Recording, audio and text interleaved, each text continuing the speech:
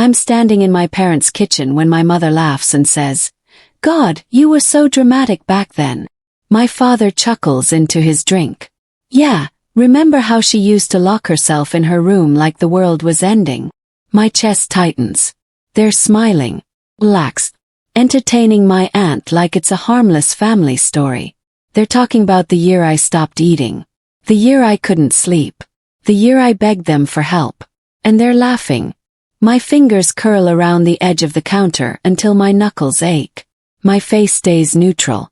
My body goes cold in that familiar way, like I've stepped outside without a coat. They don't notice. That's when it hits me. They don't think they did anything wrong. They genuinely believe time erased what happened. That I just grew out of it like outgrowing a pair of shoes. My mother wipes tears of laughter from her eyes. "Kids grow out of things," she says. "Time heals." Time didn't heal anything. Preserved it. Every moment. Every dismissal. Every night I cried myself to sleep while they watched television downstairs. My name is Natalie Cooper. I'm 26 years old. I'm standing in this kitchen because I made the mistake of thinking maybe, just maybe, things had changed. I flew in from Seattle for Thanksgiving. My Aunt Patricia is visiting from Ohio, and my parents insisted I come home for the holiday. "It's been too long," my mother said on the phone. "We miss you." I wanted to believe her. I wanted to believe that the 3 years of distance I'd carefully built had somehow made them reflect, made them see me differently, made them understand what they'd done. But within 10 minutes of arriving, I knew nothing had changed. My younger brother Tyler was already here, sitting on the couch like a prince in his castle. My parents hovered around him, asking about his new job, his apartment, his girlfriend. When I walked in with my suitcase, my mother glanced up. "Oh, you're here," she said. "Put your bag upstairs. Dinner's in an hour." No hug. No "how was your flight?" Just instructions. I grew up in a quiet middle-class home in Michigan with trimmed hedges, family dinners, and parents who were admired by everyone outside these walls. My father, Ron Cooper, worked in insurance. My mother, Diane Cooper, was a part-time nurse. To the neighbors, we were the perfect family. Inside there was no chaos, no yelling, no violence, just silence, just favoritism so casual it felt like breathing, just the slow disappearance of me. Tyler is 3 years younger than me. When we were kids, he was the one who got explanations when he messed up. I was the one who got lectures. He got second chances. I got consequences. When he failed a class, it was because the teacher didn't like him. When I struggled, it was because I wasn't trying hard enough. I learned early that my feelings didn't matter as much as his comfort, that my pain was negotiable, that I was supposed to be strong, independent, low maintenance, which meant when something hurt me, it was assumed I could handle it alone. I was 13 the first time I said, "I don't feel okay." My mother didn't look up from the sink. "You're overthinking," she said, scrubbing a plate with more force than necessary. That sentence became a rule. A script she repeated whenever I tried to explain what was happening inside my head. The anxiety that made my chest feel like it was caving in. The sadness that sat on me like a weight I couldn't lift. The fear that something was fundamentally wrong with me.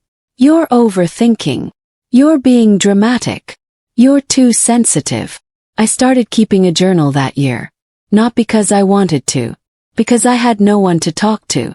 I wrote about feeling invisible. About watching Tyler get praised for things I'd been doing for years without acknowledgement. About my father laughing at something I'd said. Not with me, but at me. About my mother sighing whenever I entered a room, like my presence was an interruption. I hid the journal under my mattress. I didn't know then that one day, it would become evidence. 14 I stopped eating lunch at school. Not on purpose at first. I just forgot. I was so anxious, so tangled up in my own head, that food didn't seem important. Then I noticed something. When I skipped meals I felt lighter. Not physically. Emotionally. Like I was disappearing in a way that felt like control. My parents didn't notice for months. I lost 15 pounds. My clothes hung off me like sheets on a clothesline. My mother finally said something at dinner one night. "Are you on a diet?" she asked, not looking up from her chicken. "You look thin." "I'm fine," I said. She shrugged and went back to eating. That was it. No follow-up. No concern. No doctor's appointment. Tyler, on the other hand, had caught a cold the week before, and they'd taken him to urgent care twice. I started documenting that year too. Not consciously. Just little things. A text from my mother reminding me to pick up Tyler from practice, signed off with, "Thanks, you're a lifesaver." An email where I told her I was struggling in math, and she responded, "Just do your best." By 15 I wasn't sleeping. I'd lie awake until 2-3 in the morning, staring at the ceiling, my mind racing with thoughts I couldn't slow down. I'd drag myself to school the next day, exhausted and shaky. My grades started slipping. My mother found my report card one afternoon and held it up like evidence of a crime. "What is this?" she demanded. "I don't know," I said quietly. "I'm trying." "Trying isn't good enough, Natalie. You're better than this." But I wasn't. I was drowning. I finally worked up the courage to tell her I thought something was wrong. That I couldn't sleep. That I felt sad all the time. That I didn't know how to fix it. She stared at me for a long moment, then sighed. "Everyone gets sad sometimes," she said. "You just need to get outside more. Exercise. Stop spending so much time in your room." He nodded. I went upstairs. I locked the door. I wrote it all down. Her exact words. A date. The way she'd looked at me, like I was inconveniencing her with my pain. At 16, I asked if I could see a therapist. My mother was folding laundry in the living room. Tyler was playing video games on the couch. My father was reading the newspaper. "Why would you need a therapist?" my mother asked, not pausing in her folding. "I just think it would help," I said. "With what?" I hesitated. "I don't know. Everything." My father lowered his newspaper. "Therapy is for people with real problems, Natalie.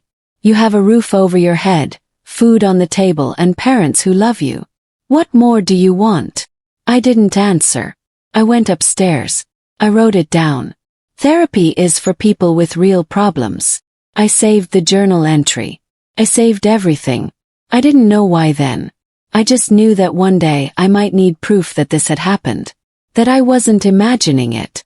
That I wasn't crazy. 'Cause they were so good at making me feel crazy. At rewriting history. At smoothing over their dismissals with jokes and casual affection that felt more like performance than love. At 17 I started planning my escape.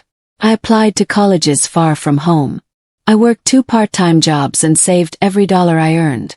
I stopped asking my parents for anything. I learned to be invisible in a way that protected me.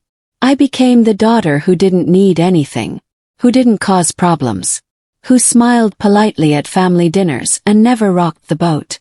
My mother loved that version of me. "You've matured so much," she said once, beaming. What she meant was, "You've stopped asking me to care." I got into the University of Washington. Full scholarship. I remember the day I told them. My mother glanced up from her phone. "That's far," she said. "Yeah," I replied. "That's the point." My father frowned. "What's that supposed to mean?" Shrugged. "Nothing. I just want to try something new." Tyler was upset I was leaving. He was 14 then, and I'd been the one helping him with homework, driving him to practice, listening to him talk about his day. "Who's going to help me with algebra?" he asked. My mother patted his shoulder. "We'll figure it out, honey." Not once did anyone ask how I felt about leaving. If I was scared. If I was excited. If I needed help packing or moving or adjusting to life on the other side of the country. I left for college 3 months later. I didn't cry when I said goodbye. Felt nothing. Just relief. For the first time in my life, I could breathe without someone telling me I was doing it wrong. I made friends. I joined clubs. I went to therapy through the campus health center. My therapist, Dr. Helen Monroe, was the first person who ever looked at me and said, "That wasn't okay." I told her about my parents dismissing my anxiety, about the year I stopped eating, about asking for help and being told I was overthinking. That's called emotional neglect, she said gently. And blinked. What? When a child's emotional needs are consistently ignored or minimized, that's neglect. It doesn't leave bruises, but it leaves damage. I started crying. Not sad crying. Relief crying. Because someone finally saw it. Finally named it. Finally told me I wasn't making it up. Dr. Monroe helped me understand that what I'd experienced wasn't normal. That I deserved better. That my parents' inability to meet my needs wasn't my fault. Called home less and less. My mother noticed. You never call anymore, she said during one of our rare phone conversations. I'm busy, I said. With what? School. Work. Life. She sighed. You've changed, Natalie. You used to be so close to us. I didn't respond. Because what I wanted to say was, I was never close to you. I was just convenient. I started keeping digital records then. Screenshots of text messages where my mother guilt-tripped me for not visiting. Emails where my father complained that I was too independent now. Voicemails where they asked for things, favors, attention, but never once asked how I was doing. I saved them all in a folder on my laptop. Evidence. I labeled it. I didn't know what I'd do with it. I just knew I needed proof. Because they were already rewriting history. Telling relatives I'd drifted away. That I was too busy for family. Never mentioning that they'd dismissed my pain for years. Never acknowledging what they'd done. Or more accurately, what they'd failed to do. I graduated college at 22. My parents came to the ceremony. They took photos. They posted on social media about how proud they were. Our brilliant daughter. My mother captioned a photo of us. I smiled in the picture. Felt like lying. After the ceremony we went to dinner. My mother spent the entire meal talking about Tyler. He'd just gotten engaged to his girlfriend, Vanessa. We're so excited, she said. The wedding's going to be beautiful. My father nodded. Yeah, Tyler really landed a good one. I sat there, fork in hand, waiting for someone to ask about my plans. About the job offers I'd received. About what came next for me. No one did. When the check came, my father handed me his credit card. You can take care of this, right? You're good with numbers. Paid the bill. Smiled. I said nothing. That night in my hotel room I wrote everything down. The entire dinner. Every moment I'd been overlooked. Every time Tyler's name had been mentioned. Every time mine hadn't. I saved the receipt too. Because even in that small moment, I was the one taking care of them. I moved to Seattle for a job in marketing. I loved the city. The rain. Coffee shops. Distance. I built a life that was mine. I made friends who actually asked how I was and waited for the answer. Dated. I went to therapy. I healed in small, quiet ways. My parents called occasionally. Usually when they needed something. Can you send Tyler a birthday gift? We're too busy to shop. Can you chip in for the family vacation? It'd be nice to have everyone together. I always said yes. Not because I wanted to. Because saying no felt like confirming what they'd always implied. That I was selfish. That I was ungrateful. That I didn't care about family. But I was keeping track. Every request. Every expectation. Every time I bent myself into a shape that fit their needs while mine went unnoticed. I didn't realize I was building a case until I opened my evidence folder one night and saw how much I'd accumulated. Years of messages. Emails. Journal entries. Photos. Receipts. A timeline of emotional neglect so clear, so documented, that even they couldn't deny it. Tyler got married when I was 24. The wedding was in Michigan. I flew home for it. I was a bridesmaid. I smiled in photos. Gave a toast. I played my role perfectly. At the reception, my mother pulled me aside. You looked beautiful up there, she said. Thanks, I replied. You should think about settling down too, she added. You're not getting any younger. I stared at her. I'm 24. I'm just saying. Tyler's got his life together. It'd be nice if you did too. I excused myself. I went to the bathroom. I locked the stall door. I cried silently, hand over my mouth, trying not to make a sound. When I came out, I took a photo of myself in the mirror. Red eyes, smudged mascara. The face of someone who'd just been told, once again, that she wasn't enough. Saved the photo. I don't know why. Maybe because I needed to remember this moment. This feeling. This proof that nothing had changed. That they still didn't see me. That I was still just the backdrop to Tyler's life. For the next 2 years I kept my distance. I called on birthdays and holidays. I sent gifts. I was polite. But I stopped visiting. I stopped making excuses. I just quietly stepped back. My mother noticed. "Why don't you come home anymore?" she asked during a phone call. "I'm busy," I said. "With what?" "Work. Life." "That's not an answer, Natalie. It's the only one I have." She sighed. "You've become so cold. I don't know what happened to you." I wanted to scream. I wanted to list every moment she'd ignored me. Every time she'd chosen Tyler over me. Every time she'd dismissed my pain. But I didn't. Because I knew it wouldn't matter. She didn't want to hear it. She wanted me to apologize for having boundaries. For protecting myself. For refusing to pretend anymore. Hung up. I added the conversation to my notes. Exact words. I was building something. I didn't know what yet. But I knew it mattered. Last month my mother called. "We want to have a family Thanksgiving," she said. "It's been too long since we were all together." I hesitated. "I don't know, Mom." "Please, Natalie. Your Aunt Patricia is coming. It would mean a lot to her to see you." Cave. I booked a flight. I told myself maybe things would be different. Maybe time had softened them. Maybe they'd finally see me. I was wrong. The moment I walked in, I was invisible again. Tyler and Vanessa were the stars. My parents fawned over them. Asked about their jobs, their apartment, their plans for kids. I sat on the couch, luggage still in the hallway, and realized nothing had changed. They hadn't missed me. They'd missed the idea of a complete family photo. When my mother laughed about my dramatic teenage years, something inside me snapped.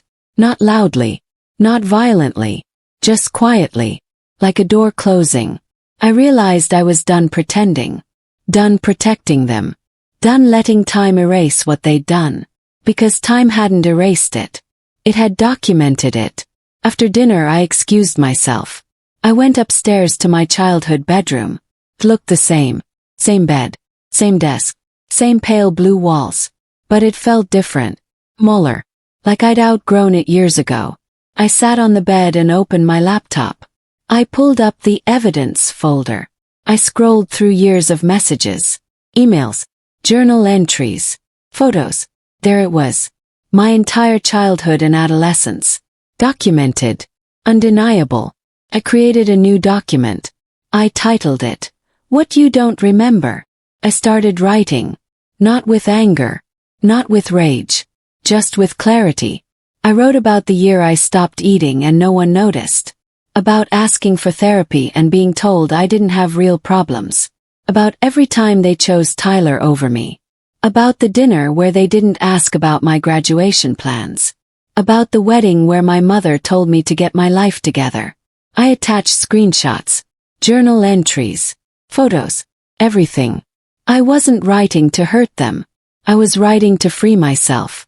I finished the document at 2 in the morning. It was 12 pages long. Single-spaced. I read it twice. My hands were shaking. This wasn't just a letter. It was proof. Proof that I wasn't crazy. That I wasn't dramatic. That what I'd experienced was real. I saved it.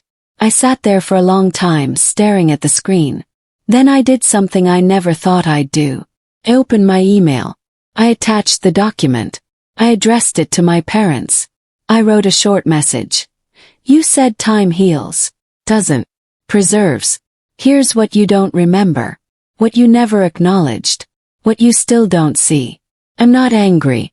I'm just done pretending this didn't happen. I need space. Real space. And if you want a relationship with me in the future, this is where it starts. With honesty. with accountability, with you finally seeing what you did or didn't do. Natalie. I hovered over the send button. My heart was pounding. My stomach was in knots.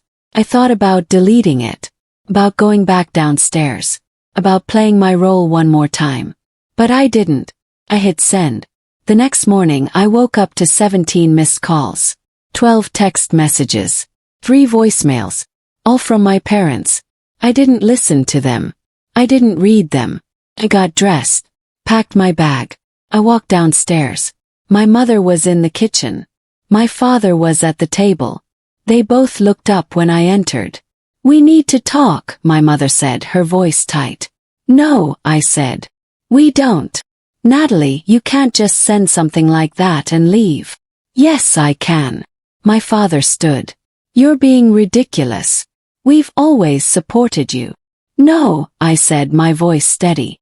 "You supported the version of me that didn't need anything. The version that stayed quiet.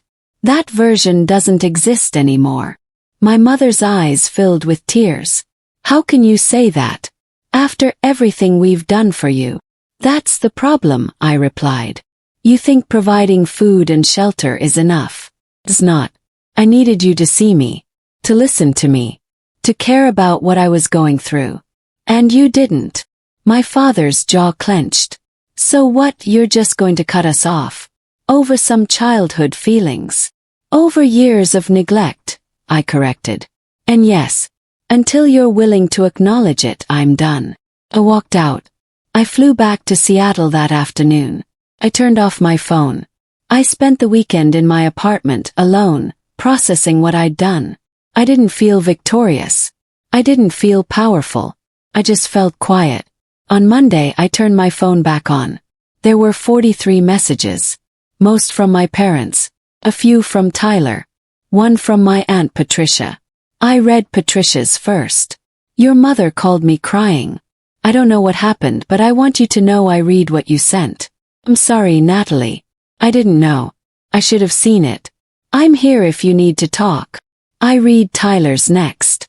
"I don't know what's going on, but Mom and Dad are a mess. Can you please call them? This is tearing the family apart." I didn't respond. I opened my parents' messages. They ranged from apologetic to defensive to angry. "We're sorry you feel that way. You're overreacting. We did our best.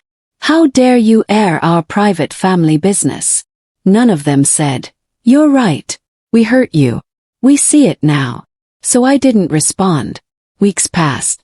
My parents kept reaching out. But their messages shifted. Less defensiveness. More desperation. "Please talk to us. We miss you. We want to understand." I didn't respond. I wasn't punishing them. I was protecting myself. I was giving myself the space I'd never been allowed. My therapist, Dr. Monroe, asked me how I felt. "Guilty," I admitted. "And relieved." "Both are okay," she said. "You're allowed to grieve the family you wanted while protecting yourself from the family you had." That helped. I started sleeping better. Eating better. I laughed more. I stopped bracing myself every time my phone rang. I realized something. I'd spent my entire life trying to earn my parents' love. Trying to be good enough. Quiet enough. Independent enough. But their love was conditional. And I was done meeting conditions. I deserved to be loved without having to shrink myself. Without having to pretend their neglect didn't hurt. Without having to erase my own pain to make them comfortable. 2 months after I sent the email, my mother called from a number I didn't recognize. I almost didn't answer. But something made me pick up. "Natalie." Her voice was small. Shaky. "Yeah. I've been seeing a therapist." I didn't respond. She helped me understand some things. About how I treated you. About what you needed that I didn't give. I stayed silent. "I'm not calling to make excuses. I'm calling to say I'm sorry. Really sorry. Not sorry you feel that way. Sorry for what I did. For what I didn't do." My throat tightened. "Okay. I know I can't fix it overnight. I know I hurt you. But I want to try. If you'll let me." Took a breath. "I need time." I know. And I need you to keep going to therapy. Not for me. For you. I will. We hung up. Cried. Not sad tears. Relief tears. Because for the first time my mother had seen me. Really seen me. It wasn't enough yet. But it was a start. My father called a week later. The conversation was shorter. Stiffer. But he said the words. I'm sorry, Natalie. I didn't realize. I should have. It wasn't perfect. But it was something. Tyler called too. I read what you sent Mom and Dad, he said. I didn't know you felt that way. You weren't supposed to, I replied. They protected you from it. I'm sorry. Thanks. Are you going to come home for Christmas? Pause. I don't know yet. I hope you do. It's not the same without you. Smiled. We'll see. I didn't commit. But for the first time I felt like maybe one day I could. Not because they'd erased the past. But because they were finally willing to look at it. To name it. To own it. That's all I'd ever wanted. Not perfection. Just honesty. Just acknowledgement. Just the truth. I didn't go home for Christmas. I spent it with friends in Seattle. We cooked dinner. We watched movies. We laughed. It was quiet. Simple. Healing. My mother sent a card. Inside she'd written, I understand. Love you. I'm working on being better. Take all the time you need. I put the card on my fridge. Not as forgiveness. Hope. Because the truth is, I didn't destroy my family by sending that email. I saved myself. And in doing so, I gave them a chance to see what they'd been missing. Me. The real me. Not the quiet, convenient version. Not the daughter who needed nothing. Just me. Messy. Hurting. Healing. Human. My parents thought time would erase the damage. That if they waited long enough, I'd forget. That I'd move on. That we'd all just pretend it never happened. But time didn't erase anything. It documented it. It preserved every dismissal. Every moment I was overlooked. Every time my pain was minimized. And when I finally held up that documentation, they couldn't look away anymore. It's been 6 months since I sent that email. My relationship with my parents is different now. We talk on the phone every few weeks. The conversations are careful, honest. My mother is still in therapy. My father is trying. Tyler and I are closer. He started asking me about my life.